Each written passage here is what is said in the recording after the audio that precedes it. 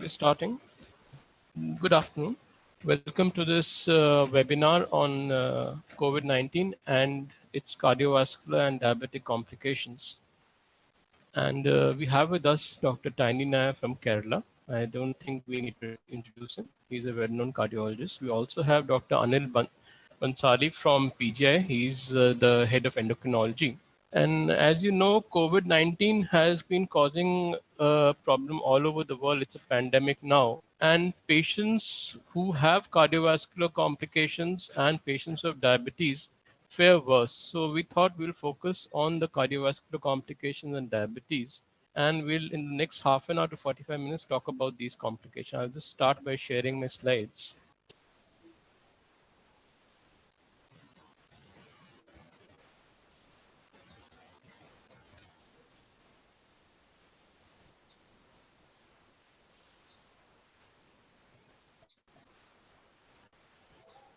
So COVID-19 has become a pandemic now. It's caused a lockdown in the entire world with more than 2 million cases and rising all over the world.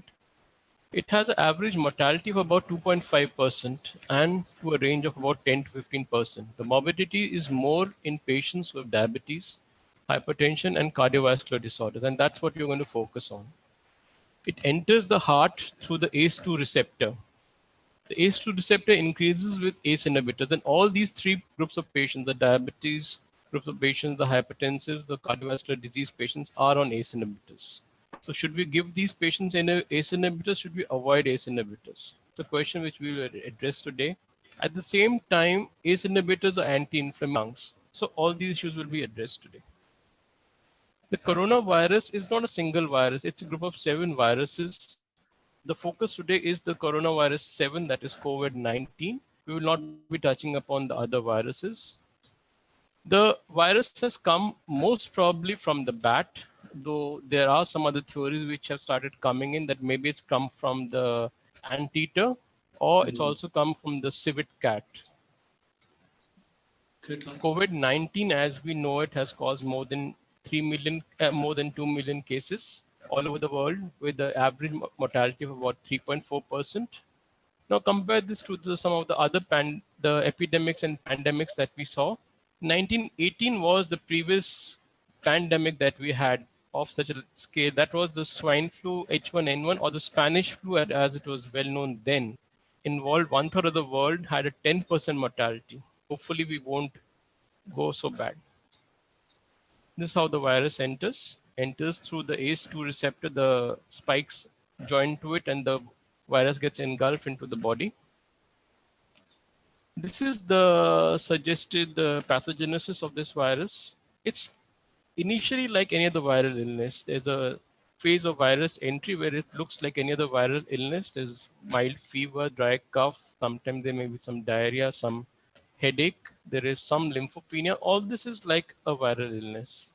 But you can have some increase in prothrombin time. There is some increase in coagulation. There will be an increase in D-dimer. Majority of the patients are likely to just recover from the virus illness at this phase. Some of them will go on to the pulmonary phase and they can develop shortness of breath, hypoxemia. These are the patients who are going to be sick and they will develop the characteristic finding that you find on CT. They will have some liver enzyme changes. And at this point, again, some patients may recover. In fact, many patients will recover. But if they don't recover, then the inflammatory response of the body starts increasing. The body starts to go into a hyperinflammatory stage and they can go into ARDS shock and even cardiac failure. At that time, the inflammatory markers go really high. The CRP goes up, the troponin goes up, the LDH goes up, the interleukins and the BNP goes up. So what you need to understand, the troponins, BNP going up in these situations may not be actually a marker of organ dysfunction. They may just be, in fact, just acute phase reactant. Lots of drugs have been tried. We will not go into the treatment modalities today, but some of the antiviral agents, some of the old antimalarials. Now, a lot of talk in the newspapers, a lot of talk on the net about using plasma from the recovered patients is being considered. Patients who are immune suppressives are at risk for COVID-19. So if you have any patients who are on immune suppressive, it's wise to be very careful about the immune suppressive which are given, because at some stage there's an inflammatory response. People have tried to give steroids, have tried to give immunoglobulins. There are case reports of this. There are case reports of giving various forms of cytokine blockers also. So this virus has an incubation period of 2 to 14 days and an average of about 5 days. The common symptoms are fever, dry cough, myalgia, and shortness of breath. The only distinguishing feature as compared to the other viruses is the classical CT finding of bilateral ground glass opacities and diffuse mnemonic pictures as compared to the unilateral findings in more other types of pneumonia. Now, this is very important. The average mortality worldwide has been about 2 to 3%, but the mortality has gone up to 15%. And these are the situations where the mortality goes up. As the age goes up, the mortality starts increasing. See, if you look at this graph, after the age of about 30 to 40, from 40 onwards, the mortality starts going up. From the age of 60, 69 to up till 80, the mortality really starts going up. So we really need to protect the elderly. They are really prone to having more and more complications. Look at the cardiovascular mortality. Patients who have cardiovascular pre-existing disease, the mortality is above 10%. Look at diabetes, look at pre-existing respiratory disease and hypertension, as compared to patients who have none of these problems. Again, male versus female. The males are at more risk of complications. What are the other predictors of complications? The Wuhan experience shows that if the troponins are elevated, these patients are more likely to have complications, whether it's because of a cardiac injury or whether it's just a marker of more severe COVID disease. We are not very clear, but we'll address this issue later. Again, if you look at this C-reactive protein being higher, interleukin being high, that means the markers of inflammation. Again, these patients don't fare as well. That was all data from univariate analysis. But if we do multivariate analysis,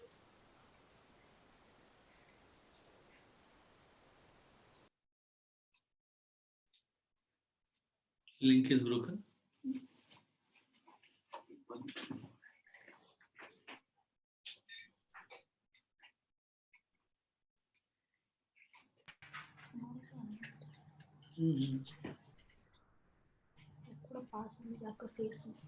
basically means disease severity, you are likely to fare badly. So now we'll hand over the podium to Dr. Tiny, and we'll focus initially on hypertension. After that, we'll switch over to diabetes. I'll just stop sharing the screen now. Thank you, Dr. Sandeep, for that introduction on COVID. Just give me a moment to share my screen.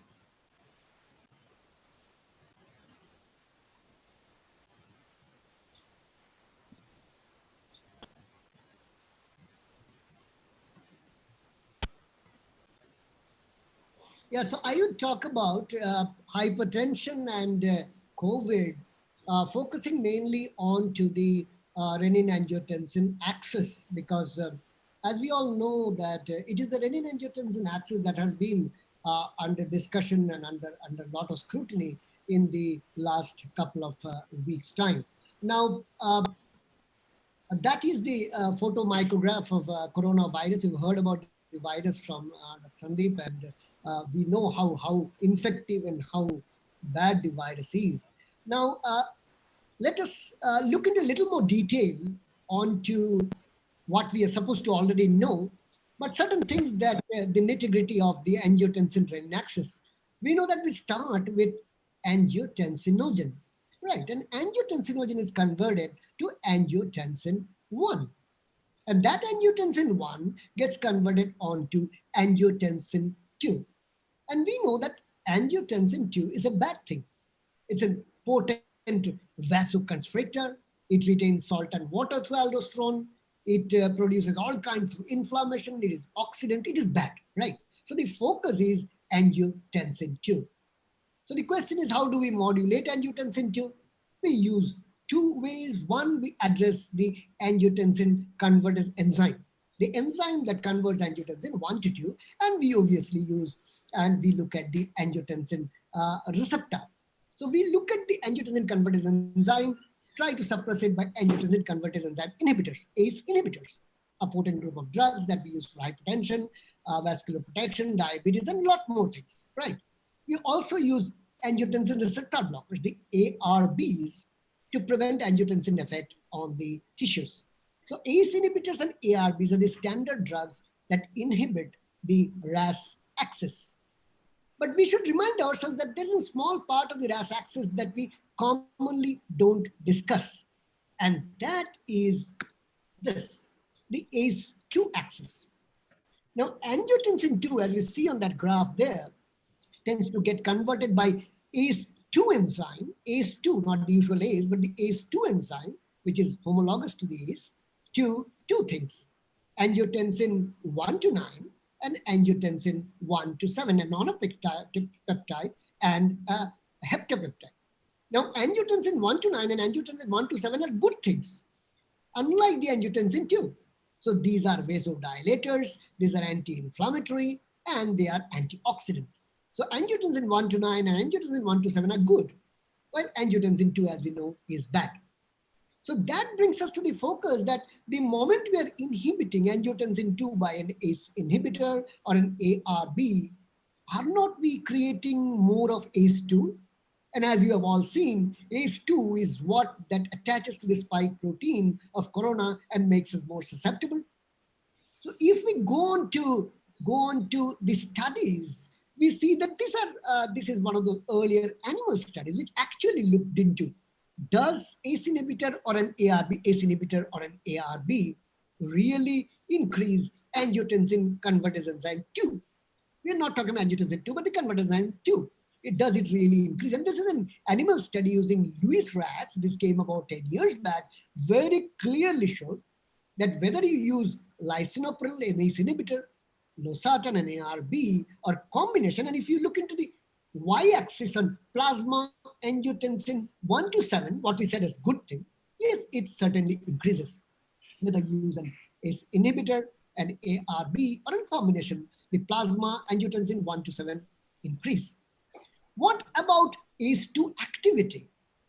We did see in the same trial that if we look into the ARB, for example, that is the femtoliters per milligram per minute of ACE2 activity, we see that yes, RAS inhibitors overall increase them, and ARBs or combinations significantly increase the ACE2 activity. So yes, they do increase. And that background, we're all bothered about this.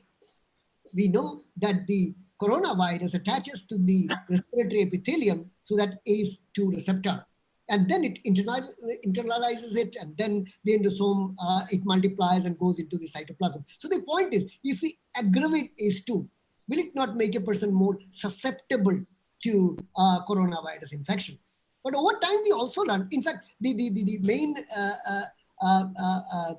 problem came in was when this paper came in on the March 11th in Lancet.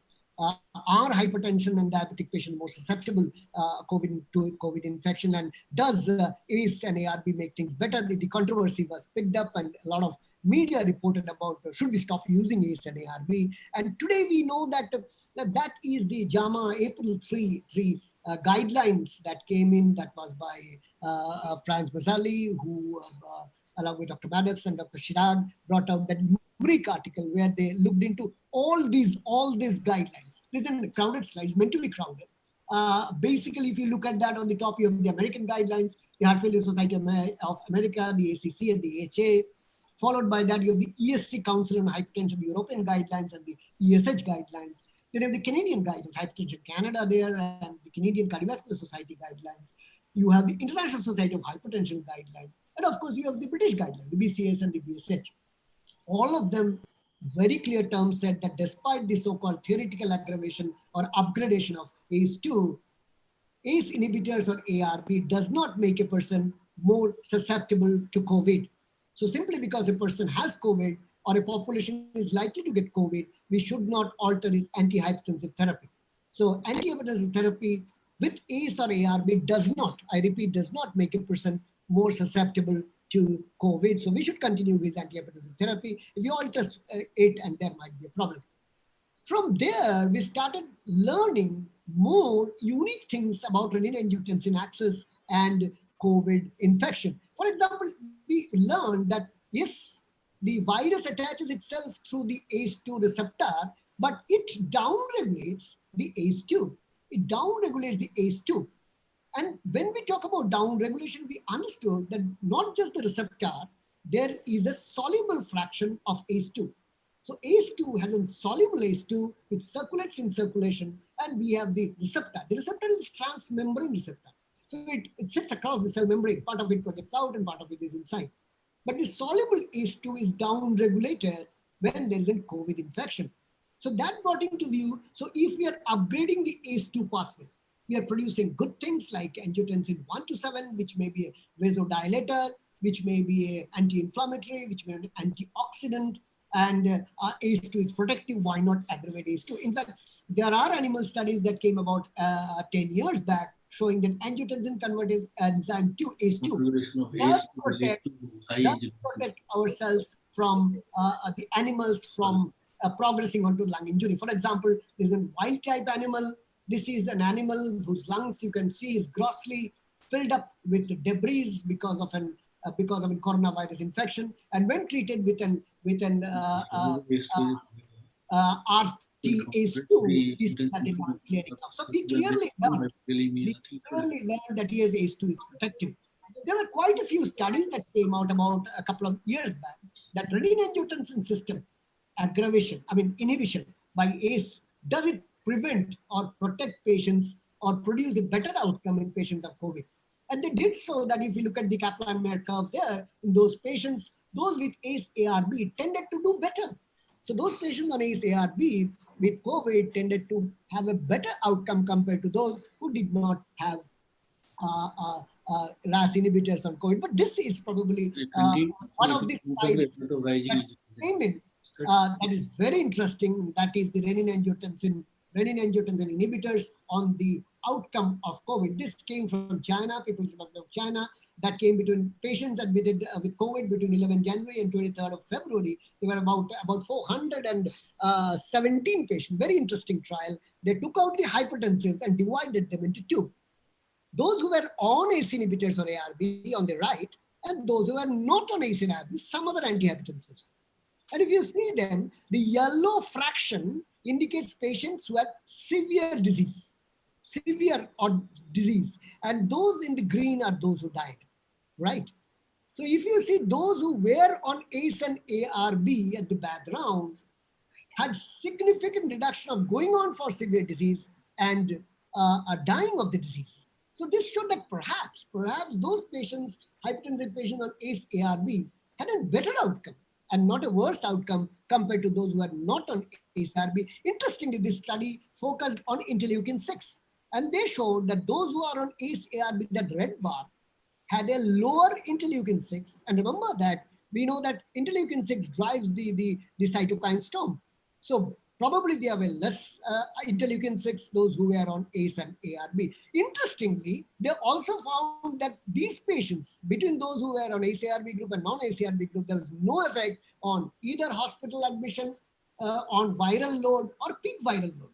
So viral load was not different, but their interleukin-6 were different. So perhaps there was some protective effect of ACE-ARB in the outcome of COVID. In the last slide, we just talk about a concept. Understand that we always talk about a patient with hypertension. So there's a 40-year-old male who has hypertension, right? We call him a simple hypertensive. You might say, why simple? Because this gentleman does not have any other risk factor. He's not a diabetic. He does not have dyslipidemia, no family history, no smoking, nothing. This man does not have any target organ damage. He does not have a left ventricular hypertrophy, no CVAs, no retinopathy, no nephropathy. And he also does not have a comorbidity. There is no asthma, COPD, chronic liver disease, nothing. So this patient is simple hypertensive, but the moment he has any of this, we call him a complex hypertensive. So you might say, what is the difference? Simple and complex. Yeah, he has so many other things.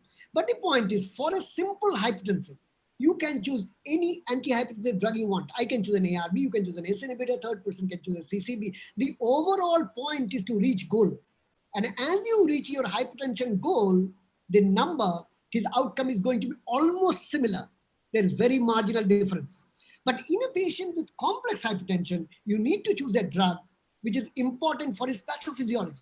If he has a diabetic or a nephropathy, you need to choose an RAS inhibitor. If he had an MI, you have to choose an beta blocker. If he has angina, you're going to choose a beta blocker or a calcium antagonist. So your choice is very, very important in determining his outcome.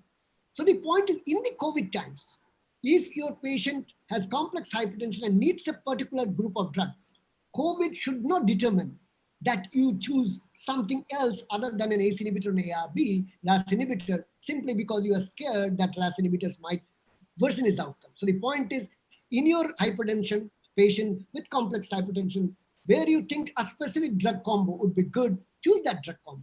And simply because he has a susceptibility, thinking of susceptibility of COVID, or he is suffering from COVID, should not alter us in changing our decisions. So with that, we go to the conclusions. RAS inhibitor, RAS axis has complex interaction.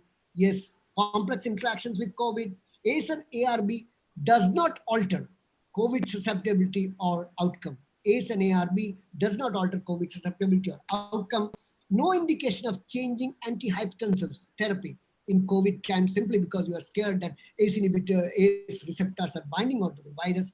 And is there a benefit of patients who are on ACE inhibitor? Whether it is protective or migrating onto severe disease, we really do not know the answer. So with that, stay home, stay safe, and thank you for your time. I will stop sharing my screen and hand over to Dr. Bansali. Yeah. Slides. Thank you, Tiny. Thank you, Sandeep. So what about the now diabetes? We have already heard about, I'm not seeing slides. Slides. Can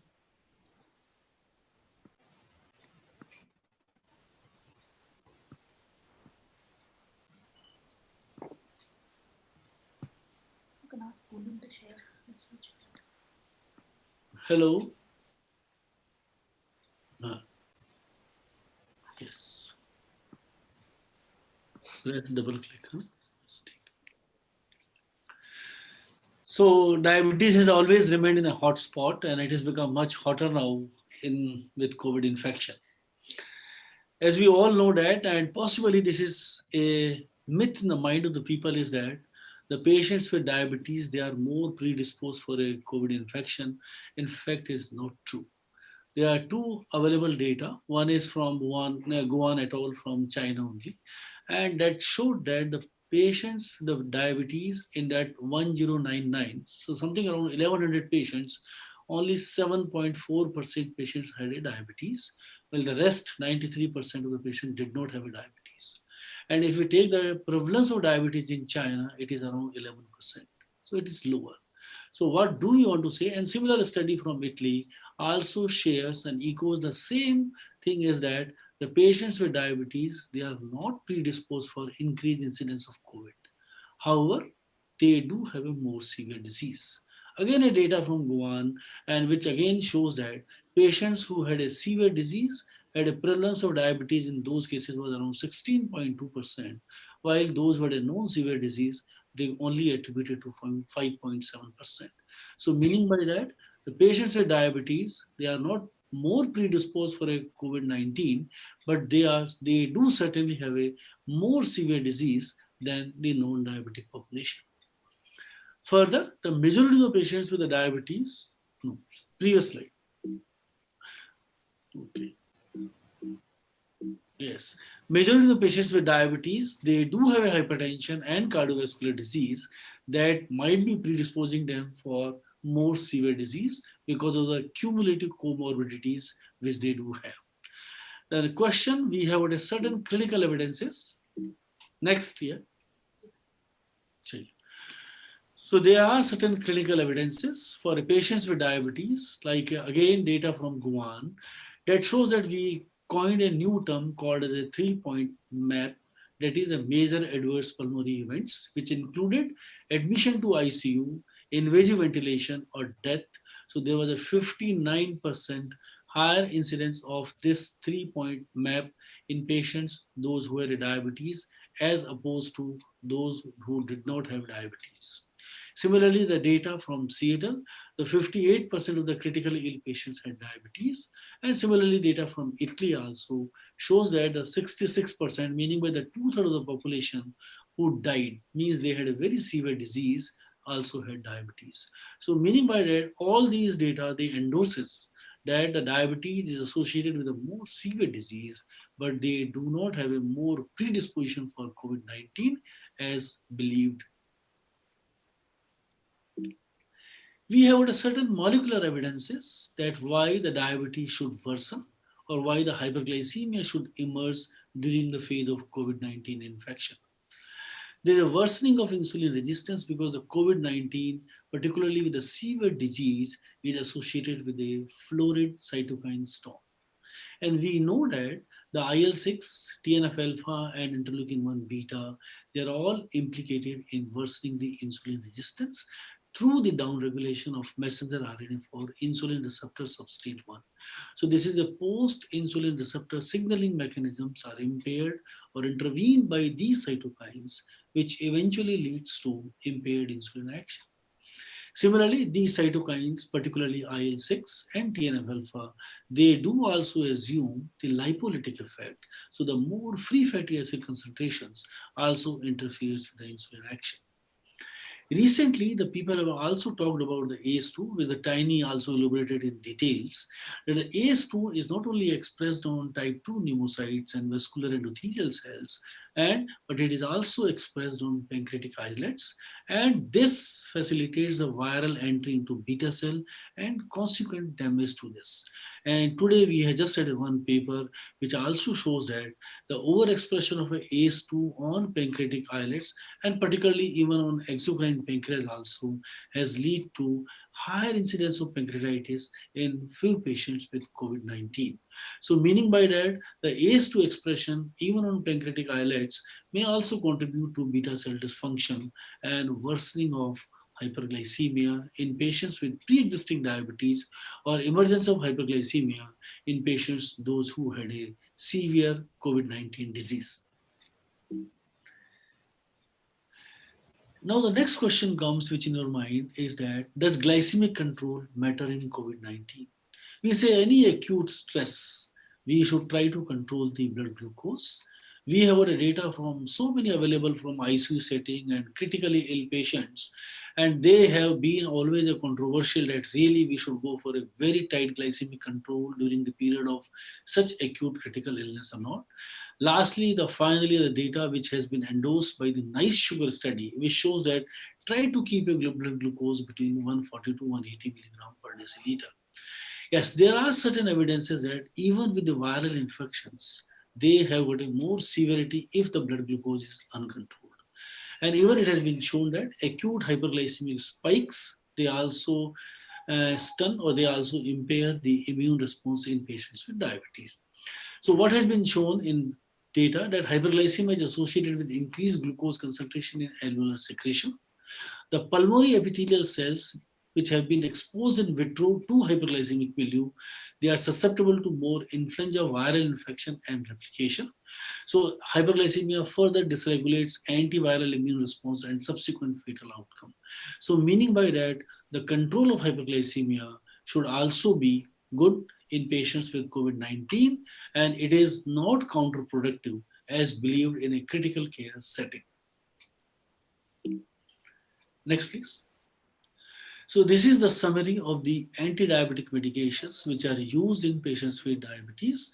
And I'll just tell you that we'll start with the insulin. It remains the drug of choice, whether you use a basal insulin or whether you use a short-acting or a combination of a basal bolus.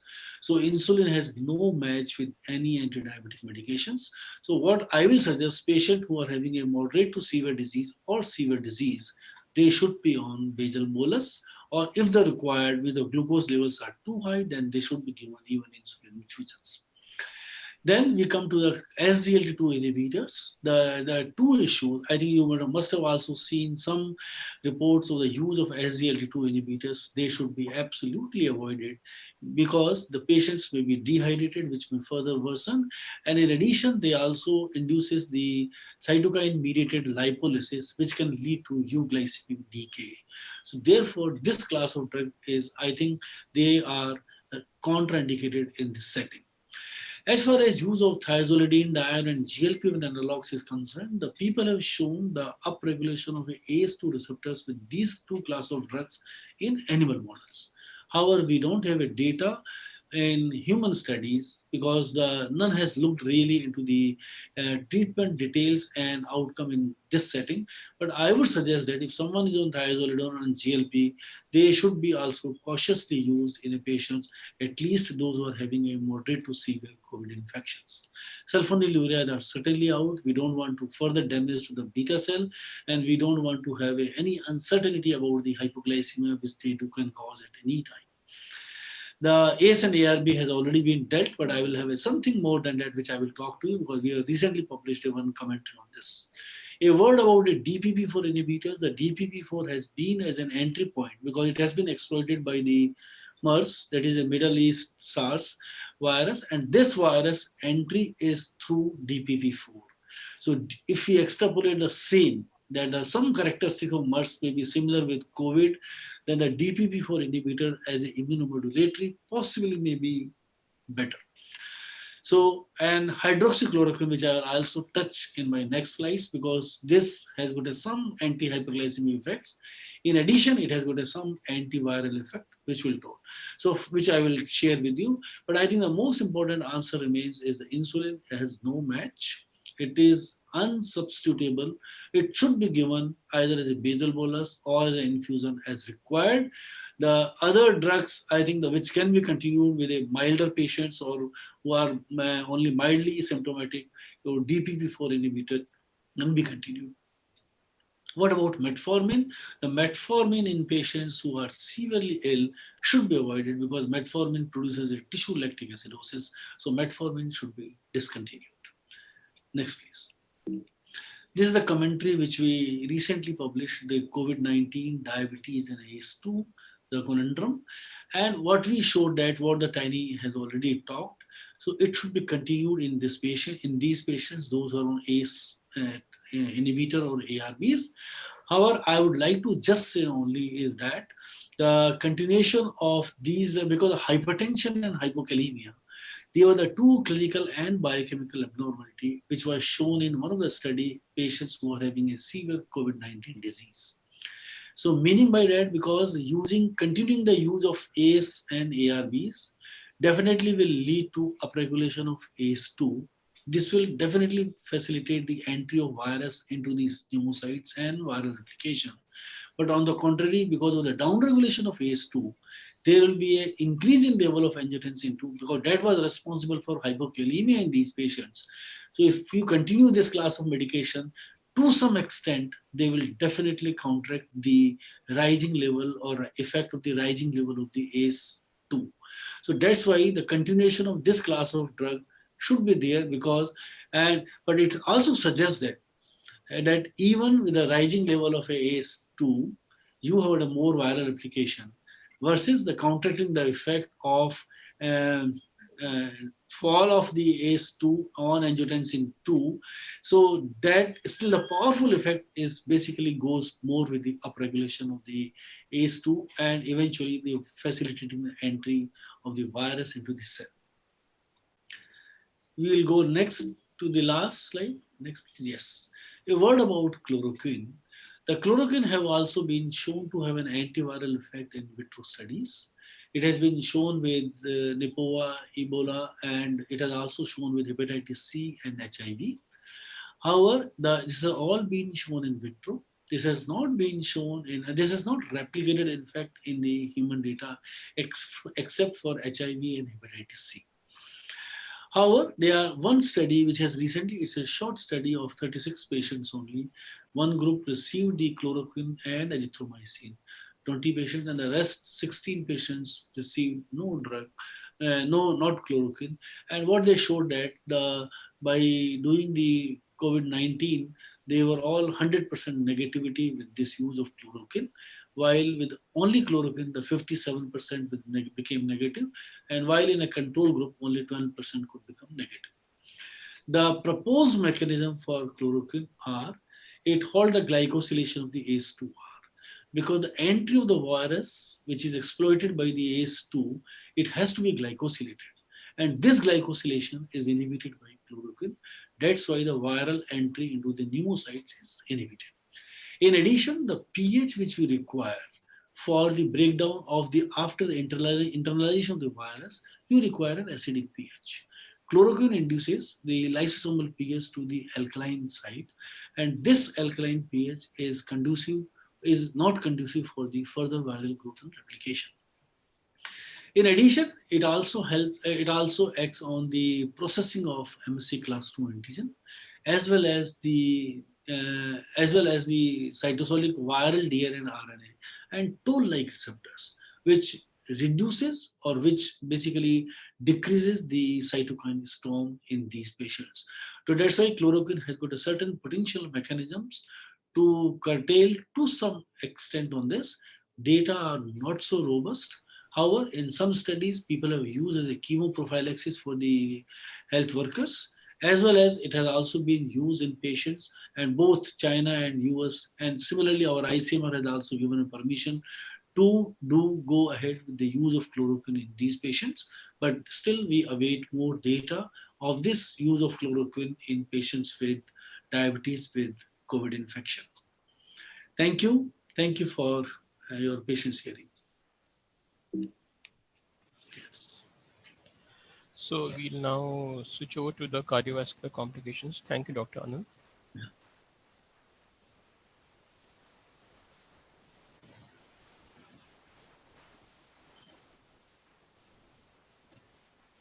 So as we've seen that it's not that these cardiovascular comorbidities will always predispose patients to COVID, as Dr. Anil said.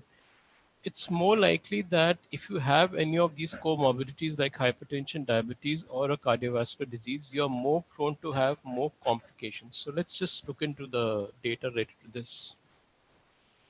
Now, this is the data. If you look at the data worldwide, you have about,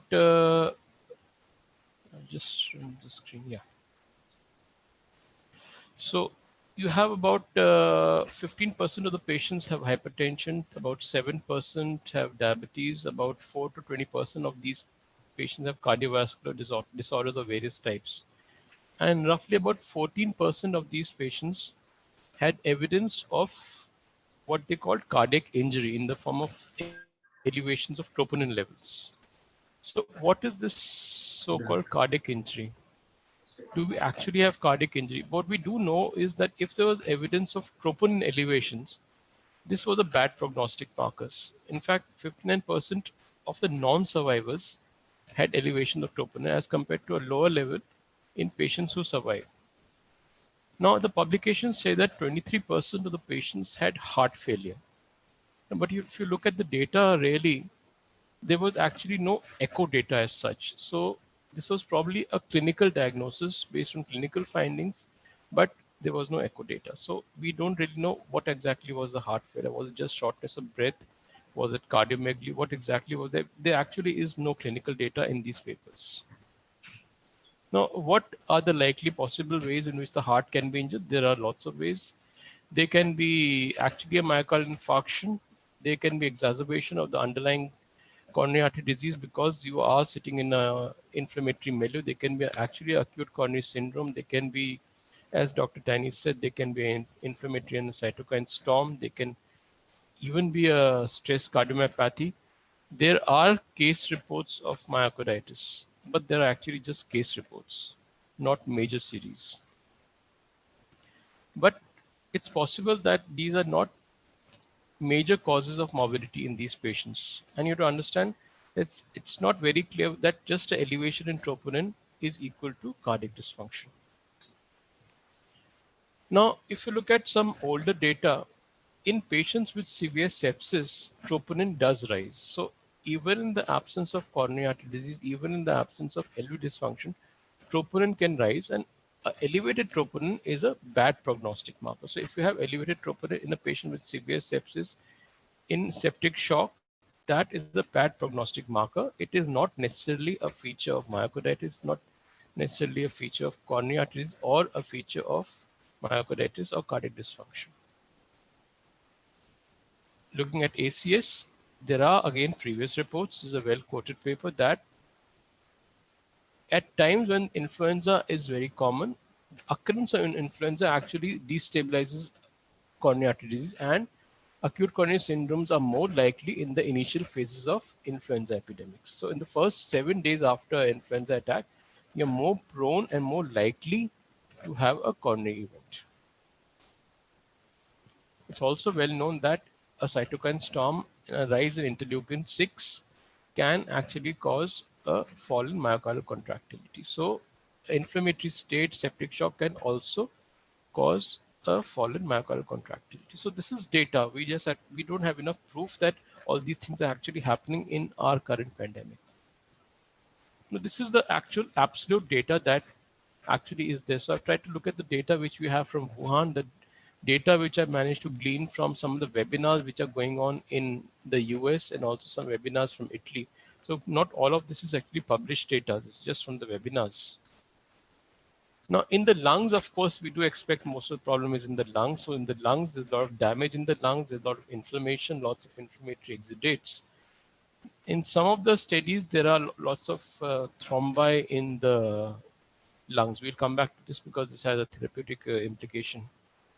This is the virus. This has been isolated. This is an electron microscopy. This has been isolated in the lungs. It's not been isolated in the heart yet. So it does obviously sit in the lungs and cause damage there. This is a series of 12 patients from Washington who underwent autopsy. So we have data on 12 autopsied hearts. The hearts are edematous, they're large. So this is a histopathology from one of the hearts. There is fibrosis. These are the heart muscles. The increased space, the space in between is actually the increased space in between, which is showing old fibrosis. But there is no myocarditis in this entire scan. This is another patient who shows evidence of inflammatory cells. So you can see inflammatory cells in between, but this patient was positive for COVID, but this lady was also positive for influenza. So whether it was COVID which was causing problem or this was influenza myocarditis, this is not very clear. This lady before dying showed clinically and on echo evidence of myocardial dysfunction. So here there was florid myocardial dysfunction also at the time of death. So this is the breakup. One patient had clear myocarditis. There was one patient amyloid. There was evidence in 3 patients of an old infarction. There was fibrosis in 10 patients. There was hypertrophy in all the patients. So actually myocarditis in only 1 autopsy out of 12. So it doesn't seem to be very prominent in this limited data that we have.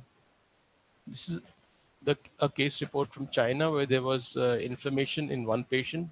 They gave this patient IVIG steroid. This patient showed one of the patients showed recovery. Some autopsies showing inflammation. So there's only one case report from China which showed recovery. So that is published. This is Italian data. About 3 lakh subjects have developed COVID at the time when this was presented.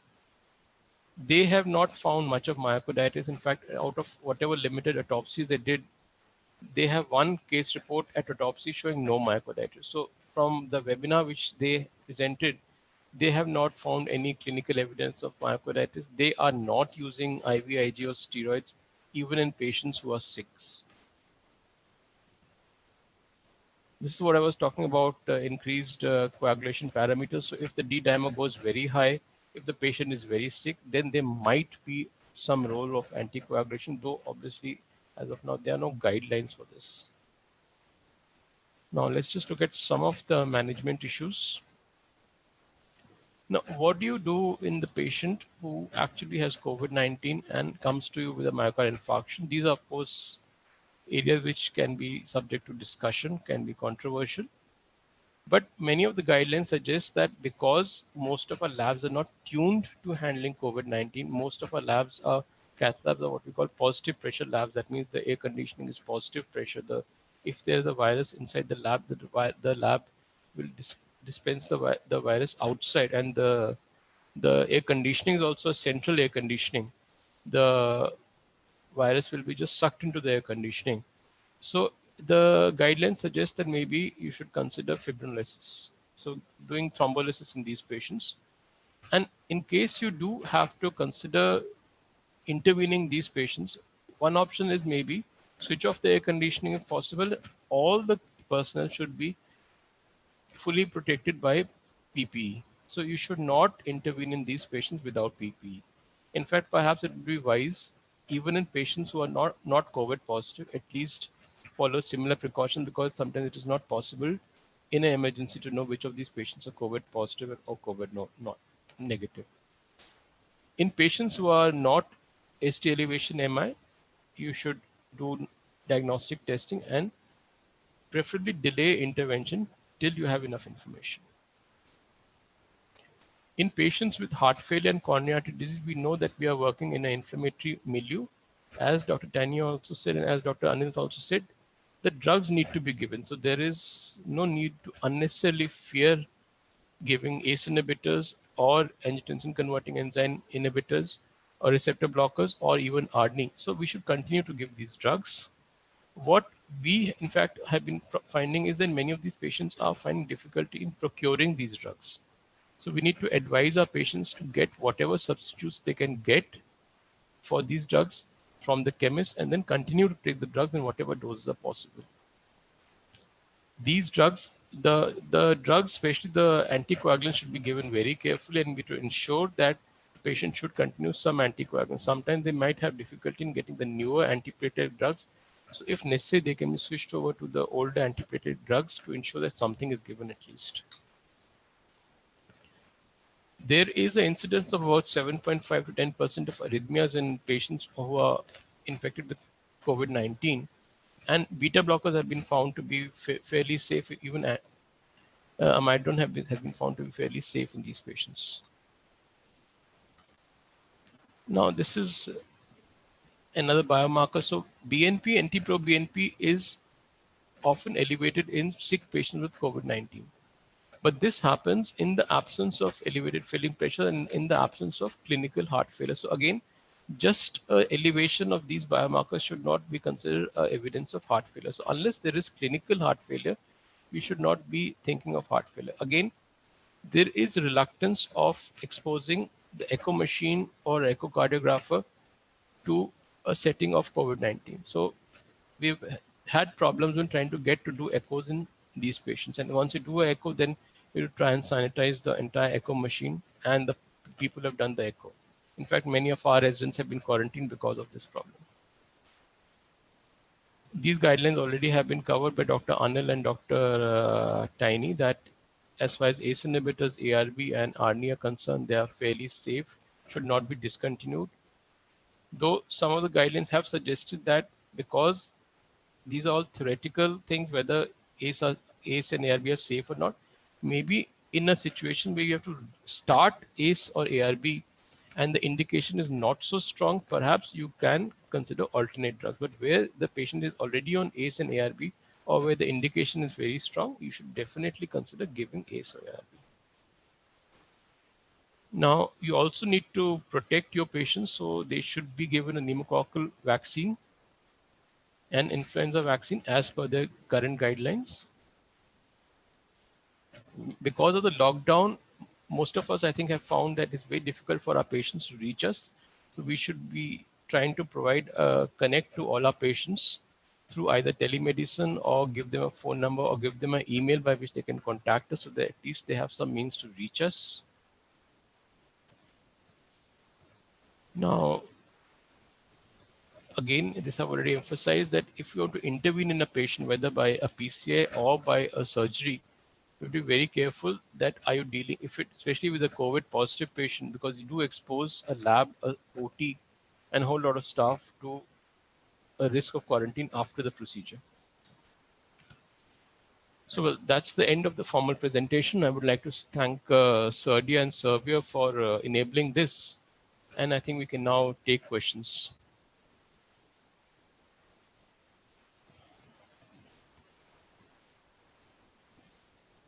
I'll stop sharing this now. Yeah.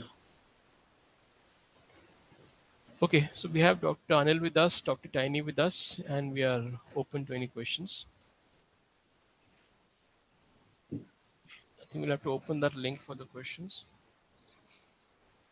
While the questions are coming on, Dr. Tiny, how are you tackling intervention? How's the OPD running? Are you running a OPD?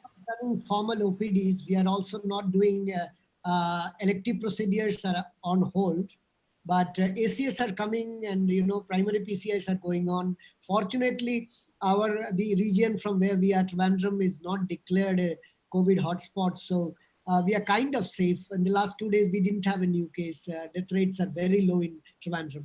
Yeah. So we are kind of pure ACS. We always take over, but we have a screening system whereby if there's any suspicion of fever or early suspicion of COVID, we are sending to the COVID hospital, which has been designated by the government of Kerala.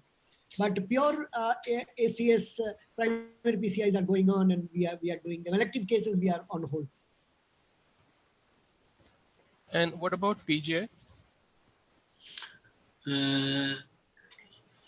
I think I am not much aware about that, but possibly the procedure is for ACS, it is going on. So are the OPDs running in PGI? No. OPDs are off. OPDs are off since 24th of March. And operation theaters? Operation theaters only very, very emergency only operations, otherwise no. So are you admitting COVID patients? Yes, we are. We have got a one COVID hospital named as a part of our Nehru Extension Hospital, and this block has got only COVID patients. Currently, we have got 13 patients with COVID. So 3 patients, they are on ventilator, and 9 patients, they are having mild symptoms. So we also have a similar arrangement. Like we have 2 areas designated as pure COVID areas. Our entire trauma center is for COVID. So that's a very big building, which is purely for COVID, because AIIMS has been declared as the nodal center for running the entire COVID fight. Plus we have the National Cancer Institute, which is in Jhajjar. So we take the stable patients in Jhajjar, we take the unstable patients in the trauma center, because trauma center has the ICU setting. The problems now which are coming in with the heat is that because you want negative pressure air conditioning, all the air conditioning has been switched off. So it's becoming very difficult for all the patients and the doctors, because there is no air conditioning in any of the patient care areas. They're trying to figure out some ways by which they can figure out some way of having what they call laminar flow air conditioning. So they're trying to figure out how to. PPIs are so. And PPIs are obviously waterproof and they're very difficult to. Uncomfortable to wear, and that is a real. PPIs are waterproof. You'll have more sweat. Any questions have come in? I can't see any questions on this. Let us.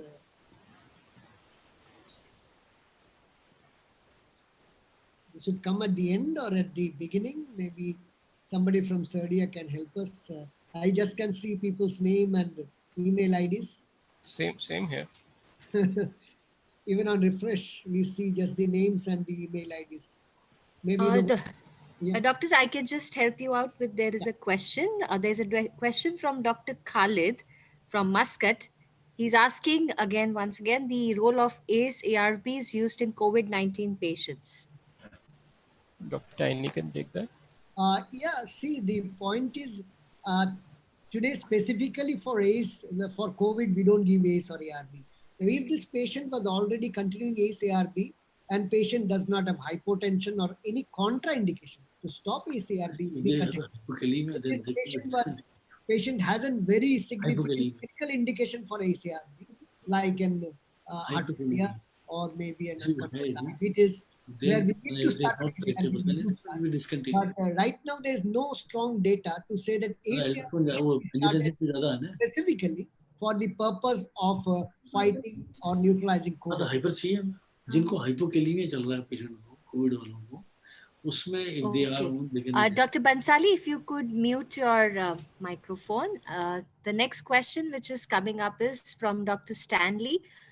Would like to know, take up some controversial areas of management of patients with COVID-19 infection. Which would it be? I hope the question is clear. The question is unclear actually. No, it's not What clear. is the question? There's another sub-question from Dr. Malti. In fact, what precautions to be taken in general OPD in present scenario? See, we conducted only 2 OPDs when the pandemic really reached India. So in the last 2 OPDs that we see, if you have an image of what the AIMS OPD is, we have almost 4 patients and 4 relatives inside and barging in and pushing each other. But moment this kind of pandemic started, we were very clear.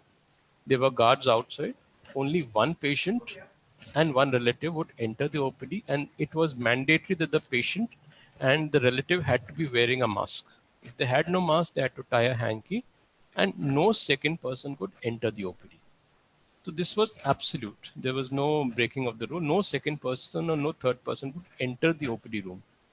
So we ensured that, and once that patient would walk out, then the next patient would walk in. So we ensured absolute social distance, and we also ensured the patient was at least 2 meters away from us. It did ensure that we could not examine the patient, but we ensured that this way there was some kind of isolation from the patient to us. This way we ensured that the OPDs could keep running with safety the patient and us, because we were going around the wards, we were going around the ICUs. Patients were also coming from everywhere. So we could isolate us from the patient and the patient from us and run the OPDs. This is how we Very did the well. last 2 OPDs. Right. There's another question which is coming from Dr. Barana. He's asking how to continue NCD services in countries with large number of clinic patients where social distancing strategies are not adhered by the patients. Dr. Tiny, how would you like to respond? Yeah, you see, it has to be adhered to. There is no question of every local area. It depends on how you implement your programs, and that depends on how educated your population is and how they comply with the rules, right? In Kerala, it is different, where we have a population which is fairly well educated and they are constantly tuned onto media. So when we tell them that if you come, first you have to go through, in our hospital, we have created a desk, which is a screening desk, where they have to say, have they traveled abroad? Because as you know, in Kerala, large number of people work abroad, right? So they have their contacts or relatives who have come in. So they have to say whether they are at home or they had traveled, or any of their close relatives staying in the same home have traveled abroad, number one. Second thing is, do they have fever or cough or any symptoms which can relate to a respiratory viral infection? If they're not there, then they're asked, why did you come to the hospital? It is something like a semi-urgent or a routine follow-up. If it is a routine follow-up, this doctor is in full PP. So he says that you can continue this antihypertensive. There's no need for you to rush and see in the OPD. If there's something like the patient needs some opinion, they come in, and the seating area is like alternate seats are blocked with a paper telling that please don't sit here. So they seat at a difference. And at a time, like Dr. Sandeep said, one patient comes into the clinic and we take the history and talk to them, and minimal contact as far as possible. This is all we can do right now. And I think try to implement whatever strategies is good for you at your local center.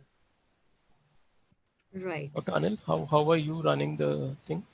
So I think that currently our OPDs are closed, but with the partial relaxation of the lockdown, so we have also been asked to reconsider our initiating our OPDs now.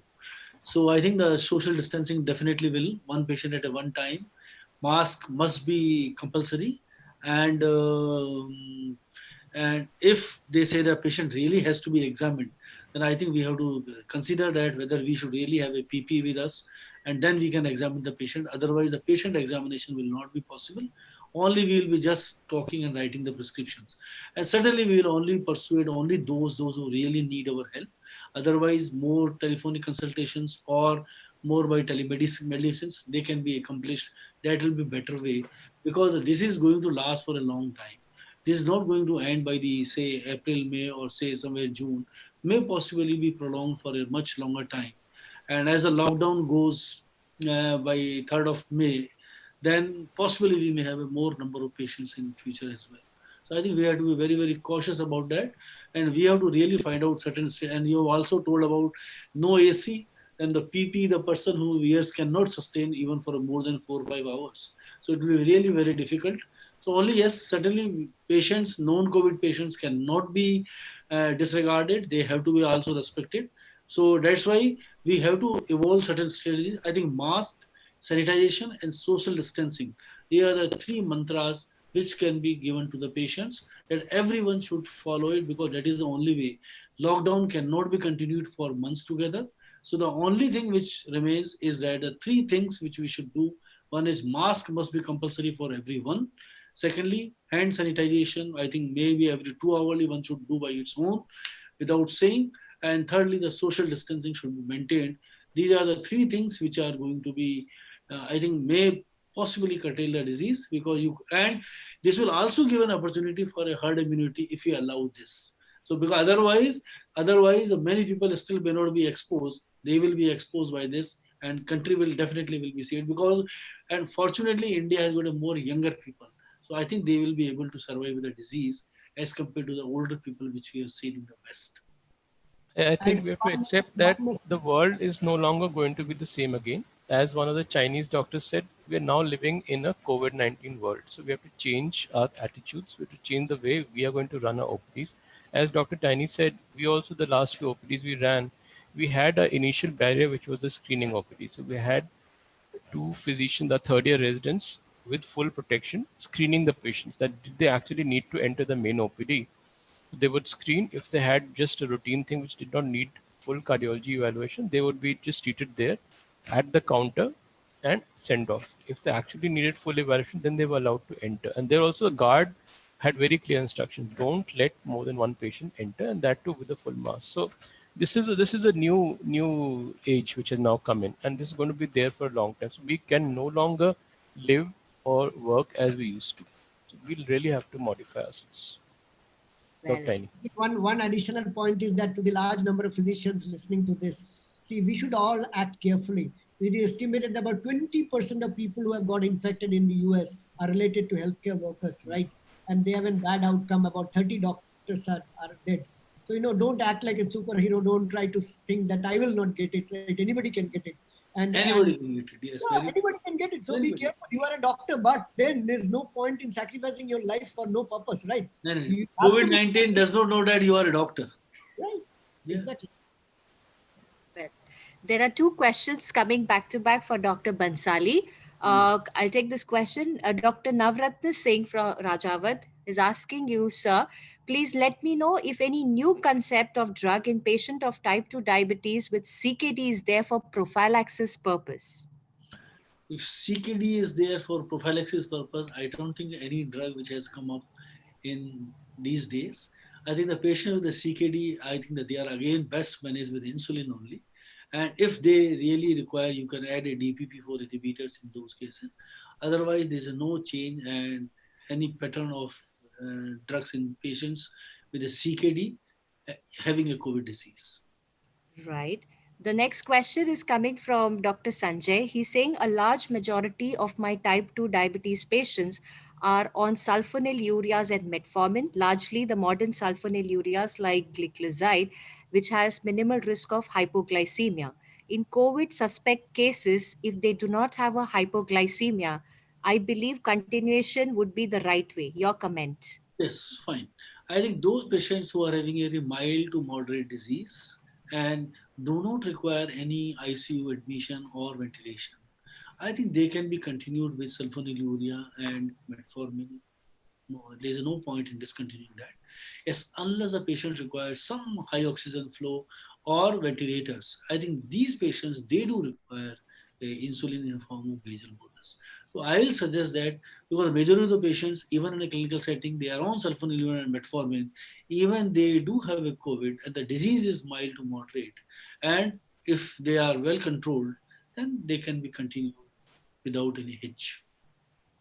Right. I think this question is for Dr. Sandeep. This is coming from Dr. Payal. Since there is a myocardial injury, the role of metabolic modulators becomes crucial. Your opinion, sir? We don't really have data on metabolic modulators. See, because we don't really have data on myocardial injury also. As I said initially, what we have is data that troponin is going up. We have data that the BNP, NT-proBNP is going up. So these could be acute phase reactants. From the autopsy data that I showed, only one patient out of 12 autopsies showed evidence of myocarditis. There are case reports of myocarditis. Obviously, people have not done echoes. So surprisingly, people have not done echoes, so that even in series of 1,000, 2,000, 3,000 patients, echo has somehow not been done. It should not be difficult to just put a echo machine inside and not take it outside and start looking at LV function and get an idea actually is the heart involved. It should not be very difficult, but there is actually no data. There's just no data. So we don't really know how much is the heart involved. But I see no harm in giving metabolic modulators when you're trying to do everything to protect the heart. Giving drugs like metabolic modulators will only protect the heart. So there should be no harm in giving it. Right. There is a question addressed to all three of you. In fact, how do we follow up? This is from Dr. Suma Nair from Gurgaon. How do we follow up on the investigations or vitals such as blood pressure in hypertension or sugars in diabetes patients consulting over telemedicine? And what centers do we advise for lab tests? Any standardizations available for these? Maybe we can start with Dr. Tiny. Yeah, see, we are trying to tell patients that basically, see, lab checks, many of the labs, standalone labs are not functioning. So if they want a lab check, they have to go to a hospital, right? And that is the safest because most hospital, accredited hospitals and MBH or whatever are standardized. But what they can do is most diabetic today have an one touch. So they can check their fingerprint blood sugar. And we are also encouraging very much that go for a home blood pressure monitor. Home blood pressure monitors are simple to use, they are cost effective, and you just put it and switch it on and put it correctly and get the reading. If you have an abnormal reading, you take 3 readings and get an average. The standard protocol is very easy to follow if you have a good ACC, AHA, or ESC accredited blood pressure apparatus. So home BP is the thing that is going to come. Home blood sugar monitoring is the thing that is going to come, obviously, because there is going to be, like Dr. Bansali said, long-term restriction on traveling. And this is not just that the day lockdown is over, you can rush to your hospital, see your doctor very easily.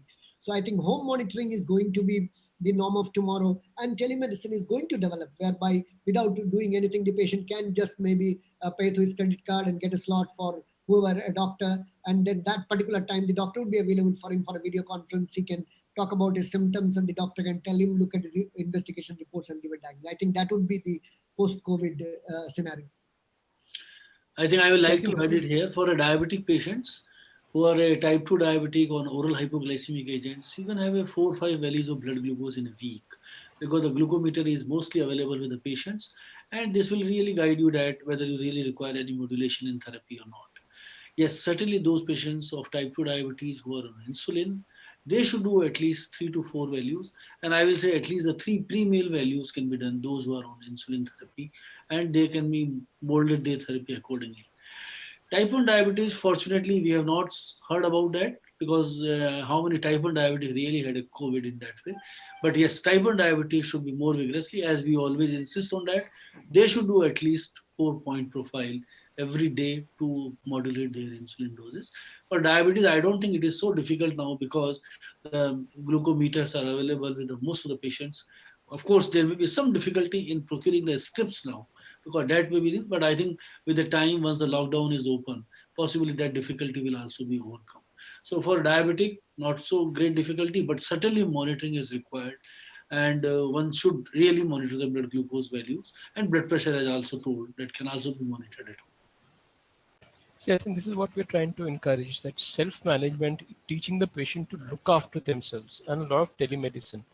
You need not always have phone numbers for that. Like what we have tried to do with our heart failure clinic is that we've given them an email We also have a helpline number which runs for at least 2 hours every day, which is with one of our heart failure nurses. So it's not necessary to always have a doctor at the other end. So they field the questions and then the question can be fielded onto one of the doctors. But the email is always available all the time because lots of patients had difficulty getting some of the ACE inhibitors, getting some of the drugs, especially the ARNI group of drugs. Lots of patients, in fact, 10% of patients could not get the drugs initially until we could figure out a way to get the drugs to the patients. So patients are having difficulties, and then you really teach the patient that look, you can at least monitor your blood pressure and pulse at home, send that information to the doctor, and then doctor can respond to you based on email or phone numbers. They can increase your diuretics at home and you will feel better. So in that way you connect it to the patient, and you also encourage them to go to the local doctor who's more easily accessible rather than they're trying to always go to a tertiary center each time. I think that kind of thing will gradually develop. So telemedicine in whatever way, it doesn't have to be a fancy telemedicine, just a simple phone number, just a simple email. Both things combined can actually help in these trying times. In fact, they will exist for the next 1 or 2 years. They will have to be developed. And more now, what has happened in this era is that most of the patients, those who have your phone number, they are putting their reports on WhatsApp and they are asking for the opinion. I think that is also happening. So PJ also has got a one telemedicine center, so where the residents are posted and they for 3 to 4 hours they are there and they do answer the questions which has been raised by the patients. So I think more we have to go for these technologies to figure out the lesser rush to our OPDs, which are going to start in future. There's a question here. Yeah. Dr. Poonam, there's a question here that just to Yes. me.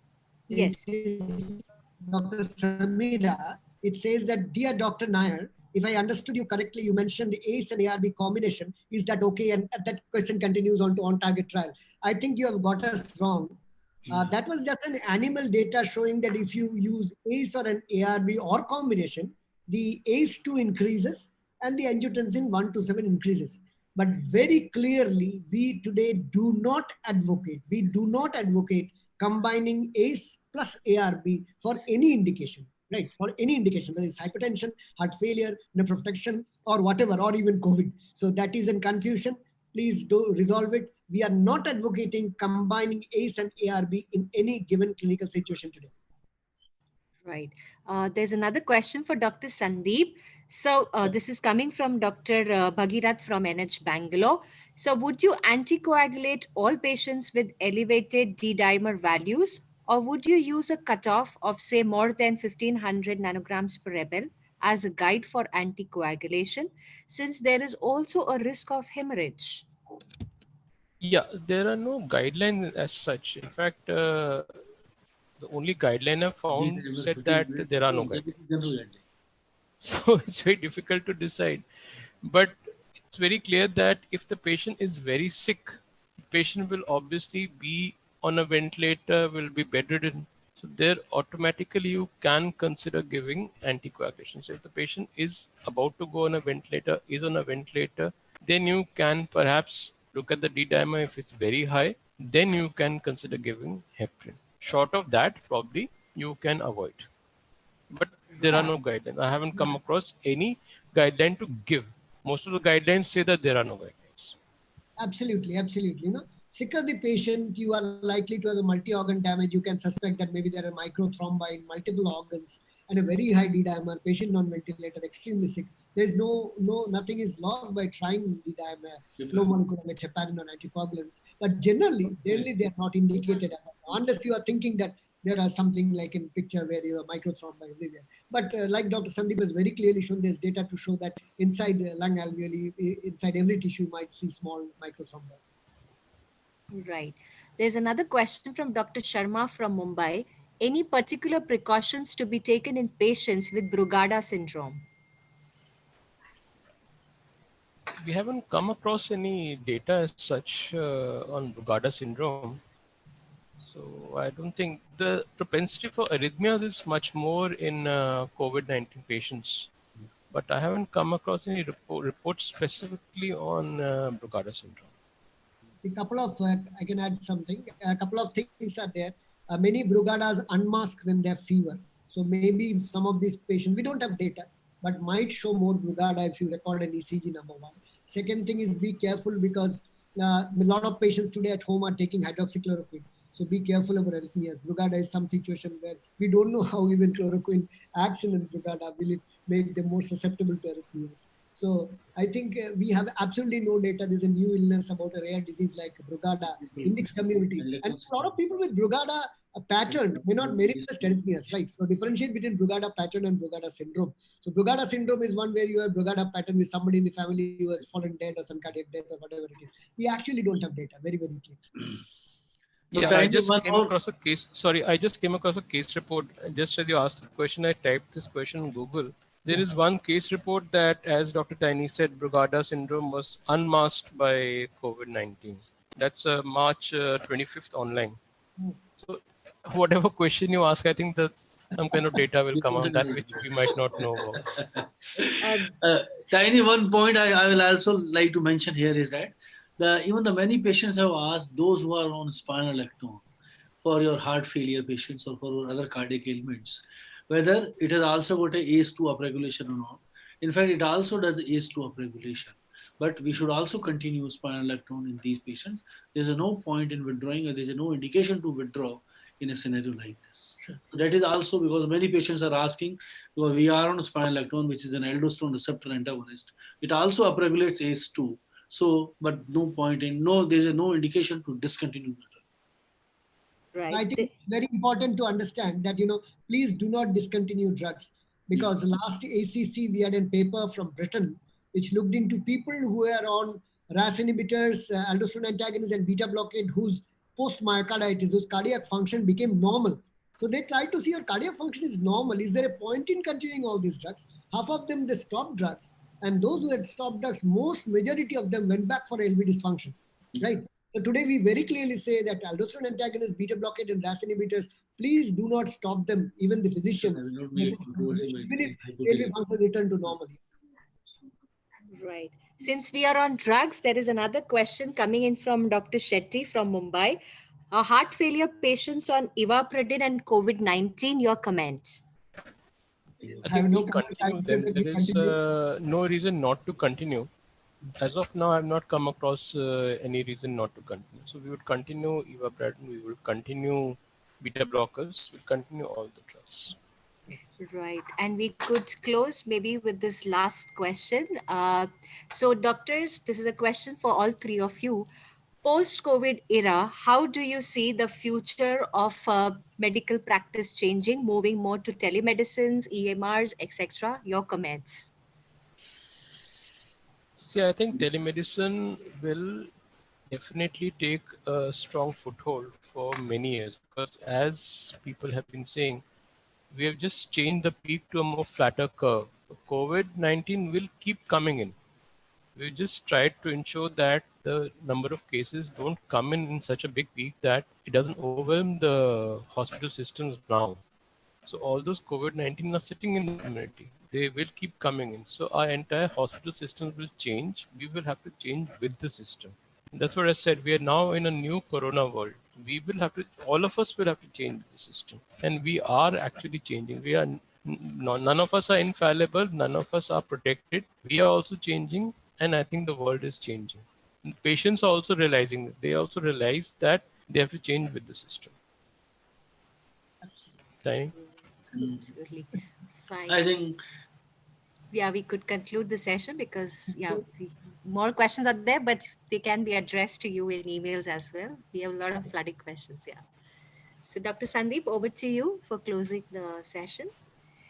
Okay, I think I would just like to thank everyone. It was a wonderful session. Dr. Tiny, Dr. Anil, and Servia, Surya, Poonam, Manjita, and everyone who was at the back of the scenes, whom I don't know all the names of everyone who organized this, but thank you, everyone. It was wonderful connecting to everyone. Thanks all. I think we can close the session now. Thank you very much, doctors. Have a good day. Be safe and healthy. Yes, that's an important message. That's the new message. And stay at home. And stay at home. We can't, but everyone else should stay at home. Yeah. Thank you very much. You could leave the meeting. Thank you.